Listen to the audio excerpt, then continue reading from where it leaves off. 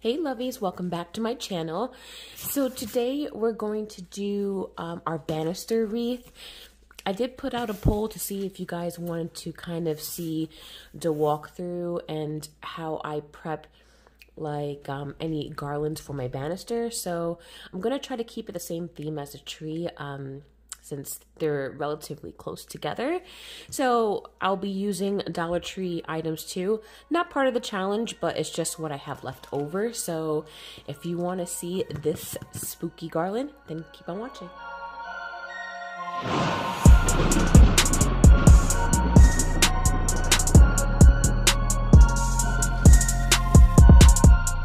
Okay, so let's open this puppy up. So this garland was really good deal actually, so I'll leave the link below. I got it from Amazon, but this is a 9-foot Vikram garland, and it's very bright and shiny like the tree, so super happy with this.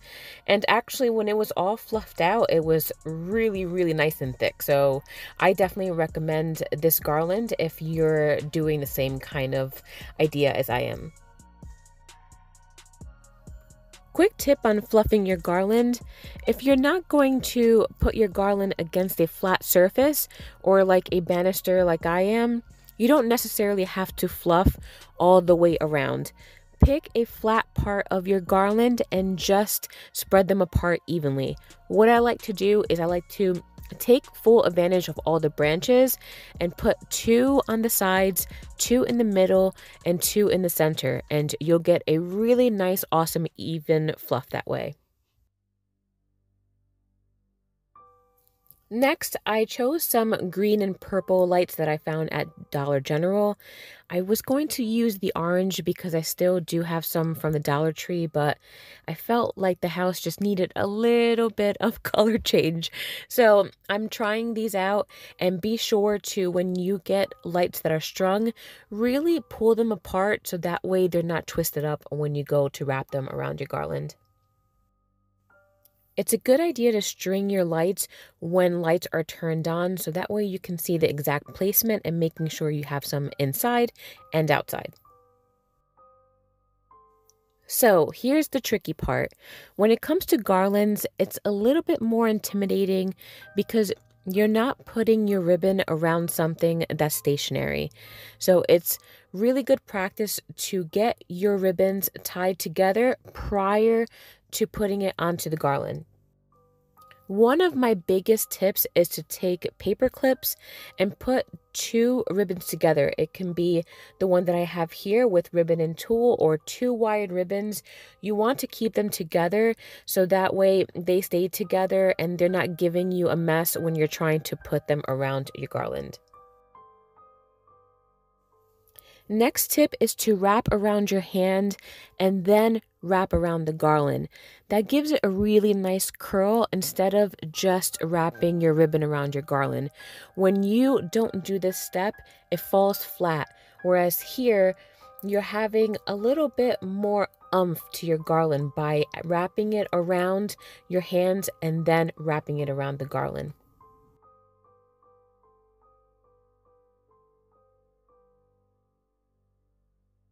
Okay, so the garland is up on my banister. It's looking so good.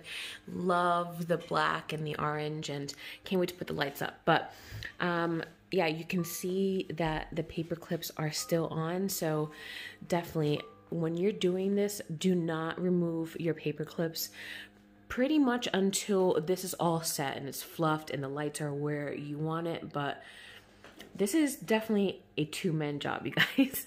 Jesse came in real quick to help me do this, but I had the idea of tying the banister with the creepy cloth because the creepy cloth is really strong, and I love how it just dangles on the bottom like that. So if you cut really long strings like this one, this one is tied to that banister right there. So it's really cool to use creepy cloth instead of like pipe cleaner that can scratch your wood, or like another ribbon. I just didn't want to put another ribbon on this, so I thought the creepy cloth was awesome, and I'll definitely add more here. So just sticking to my basic rules is to have depth and is to have variety. So make sure that, you know, the actual ribbons are different type of twirl. Some are tighter, some are looser, just to give it some variety. So I'm gonna go ahead and decorate this, and here we go.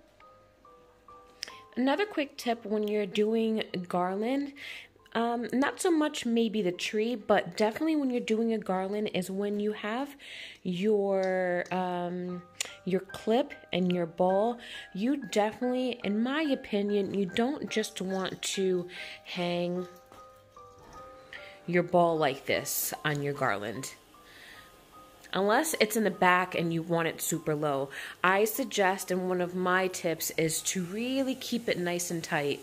So that way your balls are really stuck to your garland and they're not kind of, I don't like seeing, you know, there's a big difference between something like this and something that's really tight. And you'll see once I start putting more balls and ornaments, but when it comes to the actual balls, you definitely want to keep them as close to the garland as possible and stay away from hanging them like this.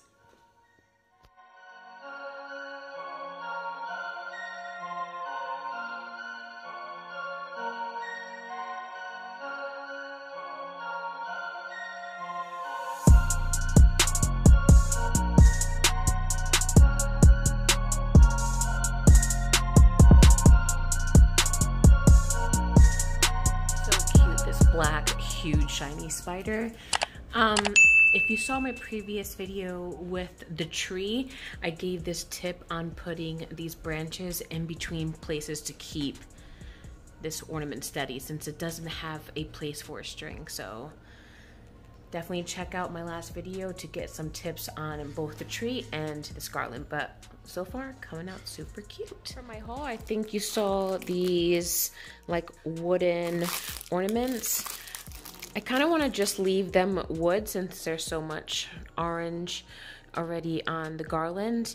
I am breaking up some color with the skeletons and some of the creepy cloth, but other than that, it's pretty much orange and black. So I think I'm gonna give this a shot, just leaving it the simple wood color. Okay, so most of the ornaments are put on.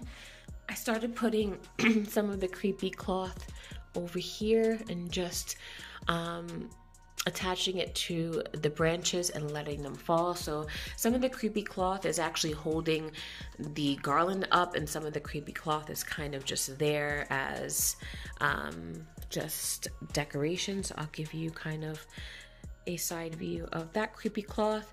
So I put in some silver and the beige skeletons, both from the Dollar Tree. I do love the way that the wooden pumpkins look, so that was a good call on that. So the very last thing, and I mentioned that before, is to take your paper clips out. So this is a time where you want to do your last minute fluffing, make sure that your lights look good. So let me bring you over here. Here I already started to remove the tulle and the paper clip, so you can see that this now has a little bit more texture, a little bit more variety. This a little puffed out more, so you play with it. Even if you have two wired ribbons, it's just good to kind of play with it at the very end to make sure that it all looks good with your ornaments. So you can see the difference here between something like this, and whereas over here it's still kind of all together. So I'm going to fluff this all out and then we'll do our final look.